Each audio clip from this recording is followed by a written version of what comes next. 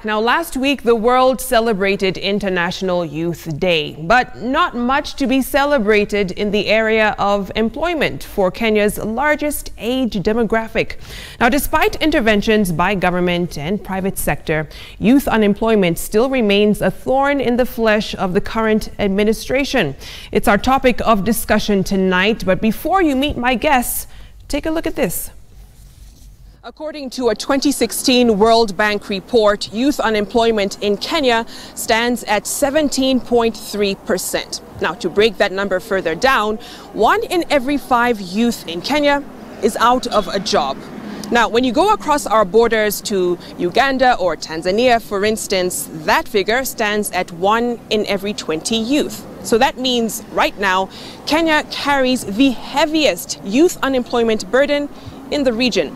Now, when you look at that from the perspective of those who are actually doing the hiring, according to an Inter-University Council of East Africa report, 47% of Kenyan employers said they have vacancies they want to fill but can't because the graduates coming out of Kenyan universities don't exhibit the necessary skills.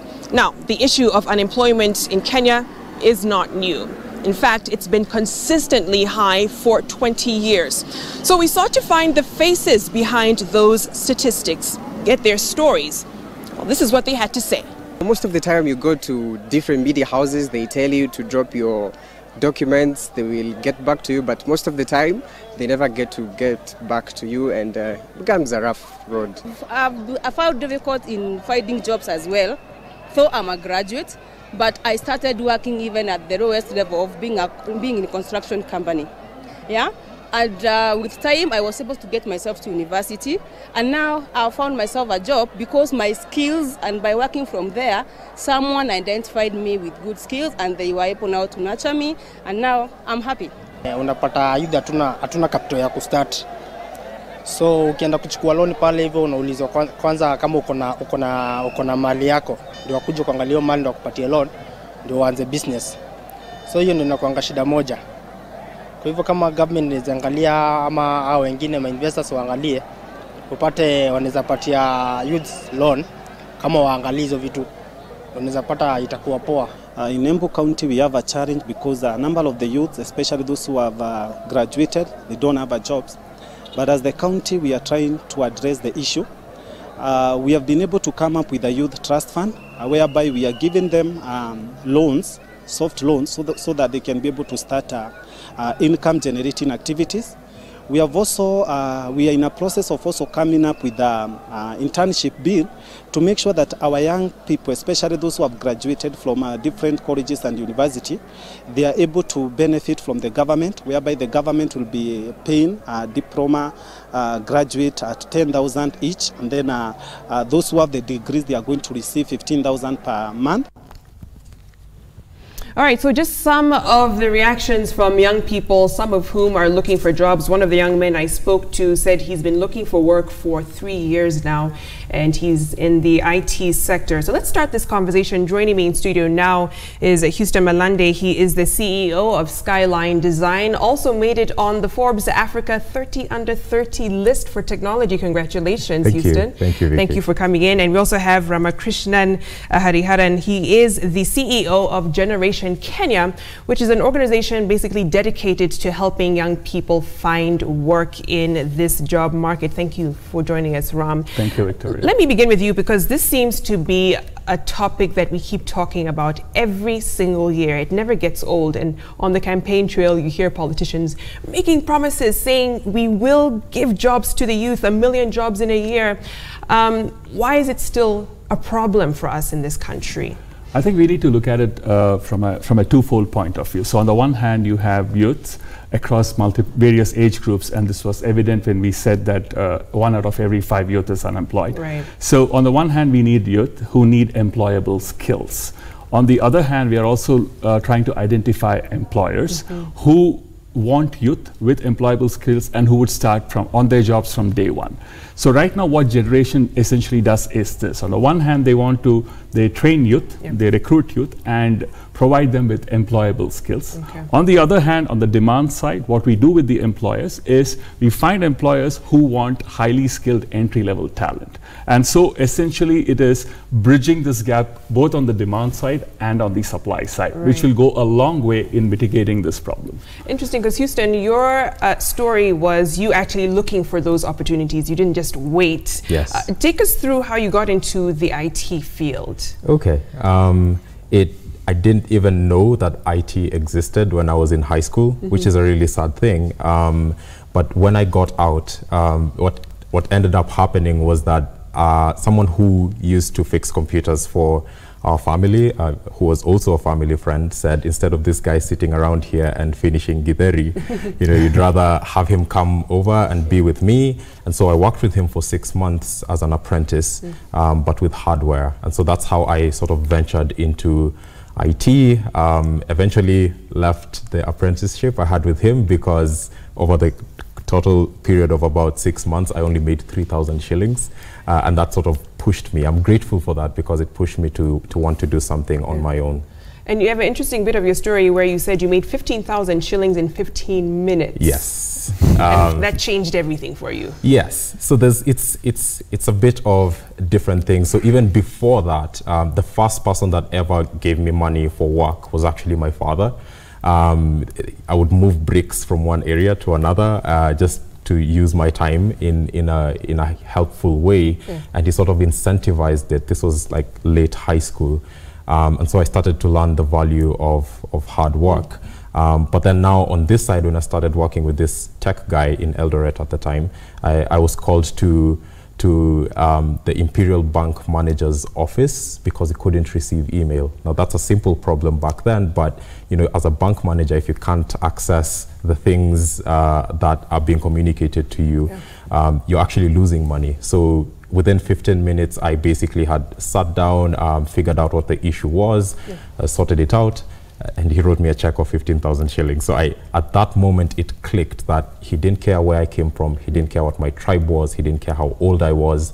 He had a problem. I solved it for him. He paid me for it. And that sort of catapulted me into being more bold in wanting to solve even bigger problems. Yeah, and now employing several young people and running not just one, but several other ventures, which we'll get into. But Ram, let's talk about what opportunities actually lay out there in terms of where are the jobs, what sectors are growing, because that's the reality of creating jobs. The sectors have to grow to create vacancies. So which sectors are these? Correct. So if you look at the sectors that we are working in, typically we are working in 5 sectors. We are working in financial sales services, we are working with customer service agents, we are working with retail and restaurant services, we are working with sewing machine operators. And of course, if you look at these sectors, all of them have either a direct or an indirect correlation to the Big Four agenda that the president had laid out.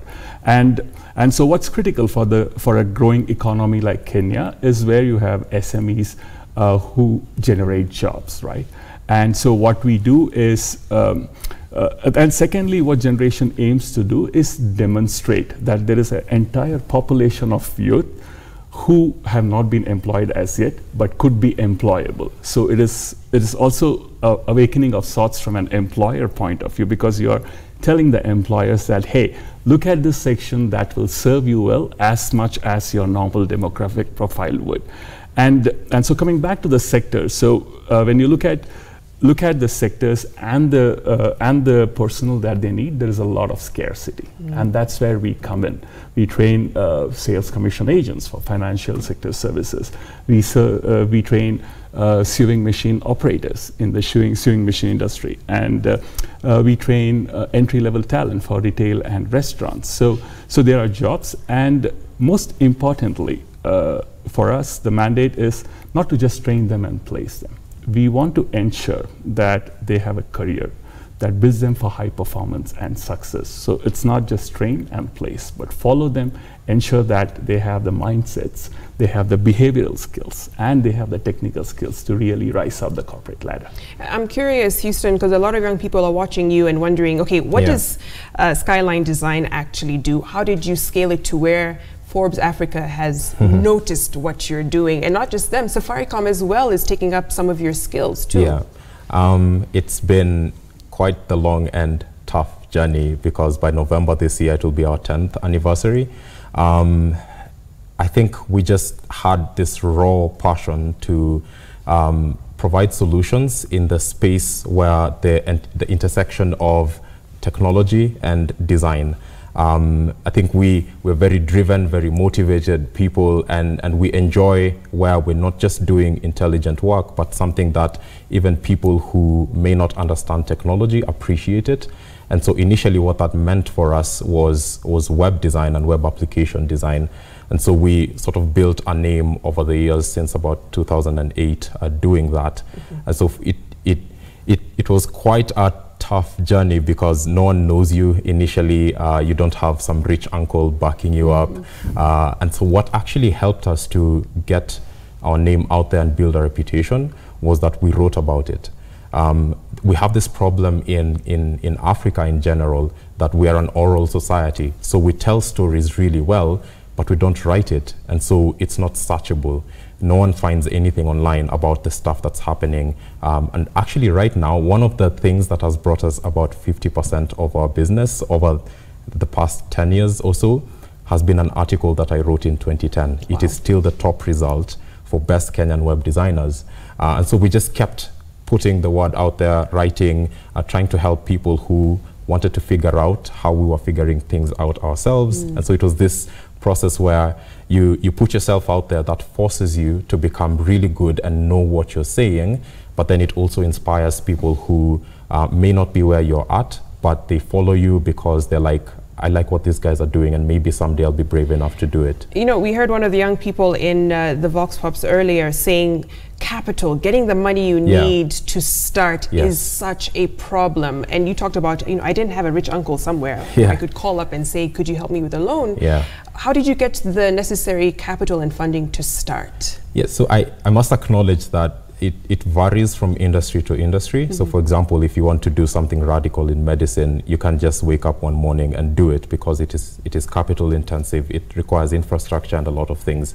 For me, I was in tech, which means the only two things that I started with was a hand-me-down laptop, again from my dad, and a modem that I bought for myself from Celtel, I think that's what it was, for 3,000 shillings.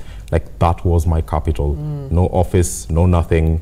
That's how I started. And within a month, I got my first client, and then they referred the second client, and it's, you know, the rest is history from that point. You know, Ram, it sounds so good for, you know, young people out there being told, if you can't find a job, just, you know, start a business, create opportunities and create jobs. And so entrepreneurship is often glamorized, but the reality is it's not for everyone. And it's kind of been sold as this buzzword that's the solution to youth unemployment. I mean, from where you sit, because you're now working on getting youth into the job market, is entrepreneurship a solution to the problem, per se?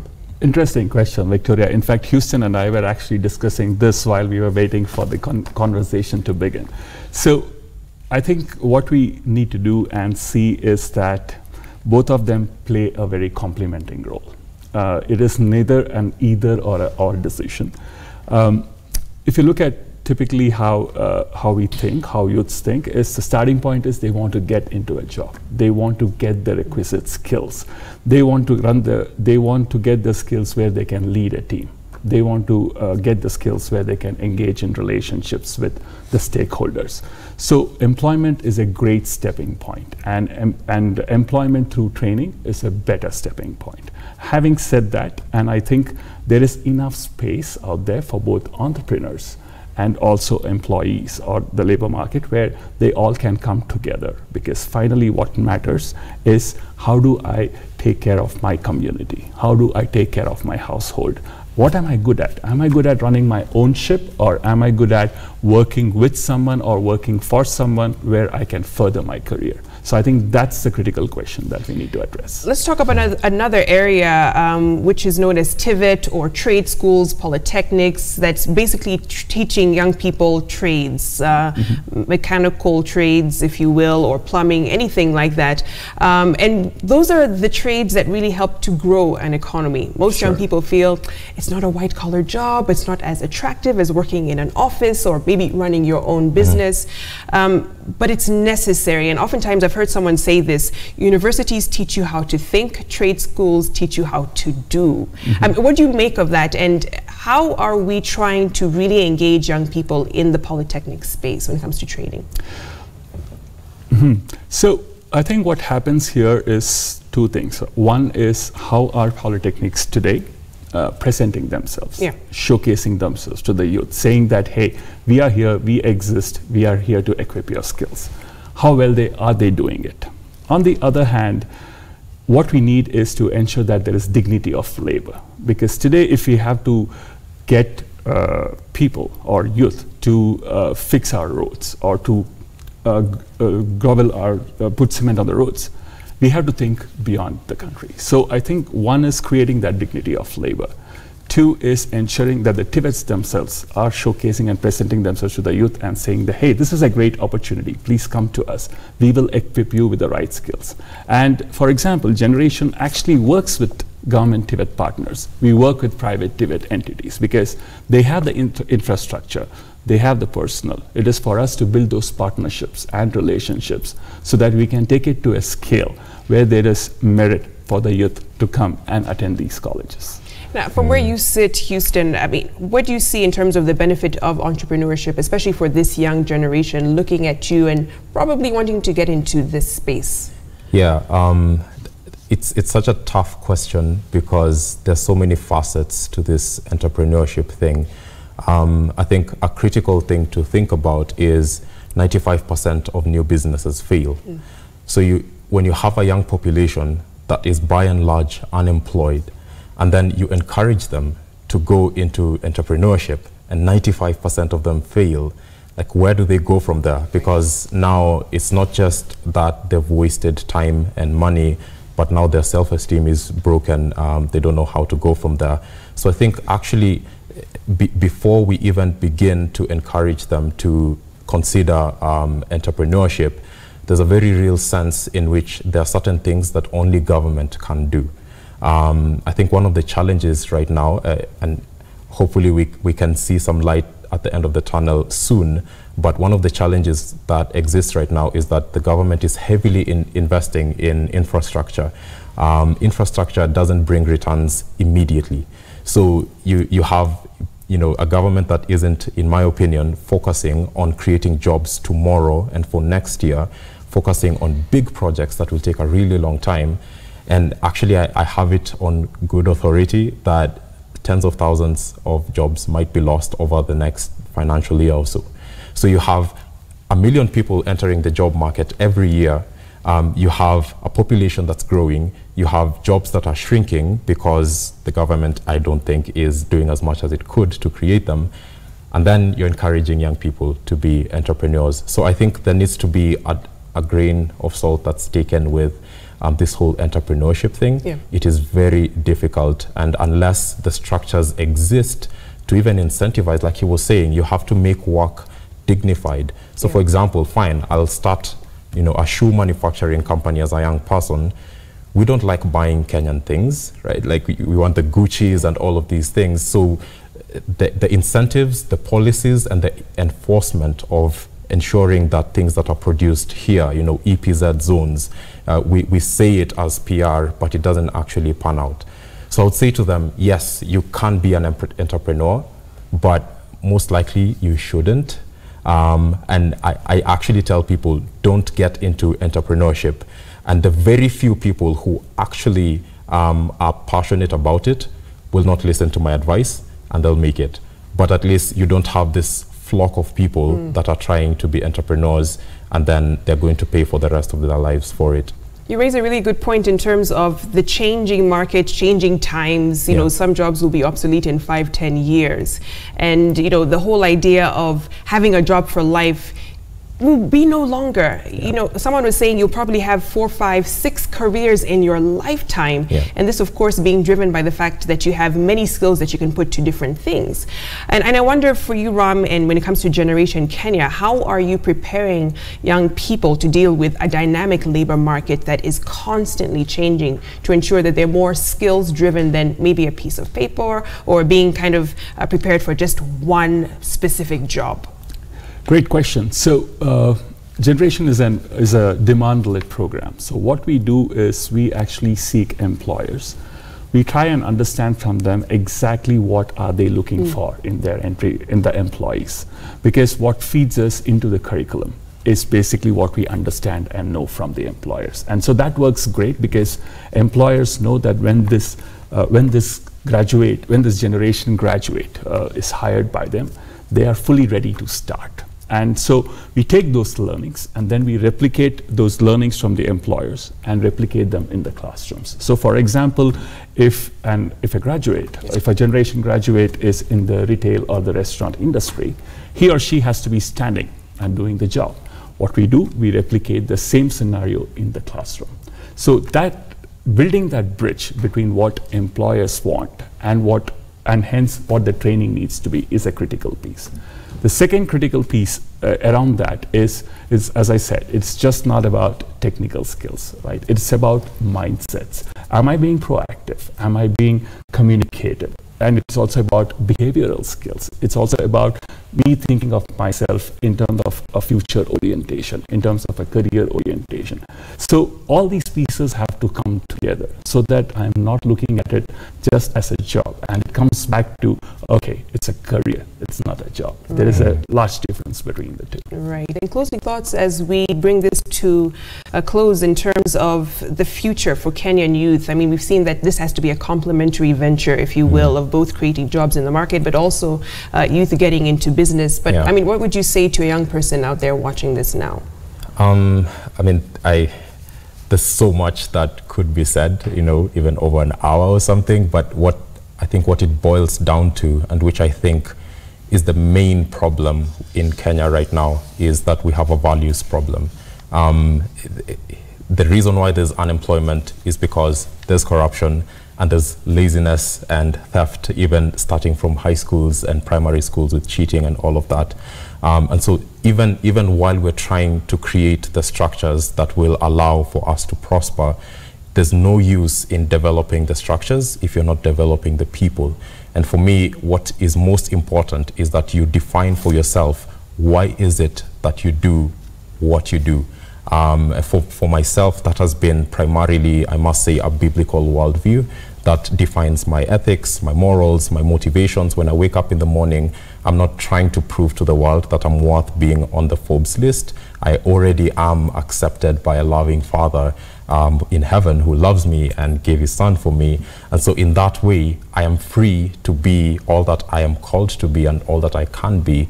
And so that is the compass really for me. And so if you're going to go into entrepreneurship or employment or anything, unless you have this bedrock that is what you build your whole life and philosophy on, then it's going to crumble because someone will compromise you.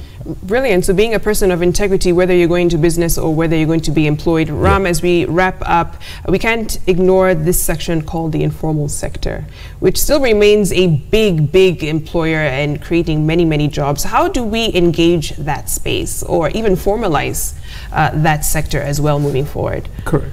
I think the informal sector is quite large in Kenya. It hires close to 84% of all people who are employed in jobs.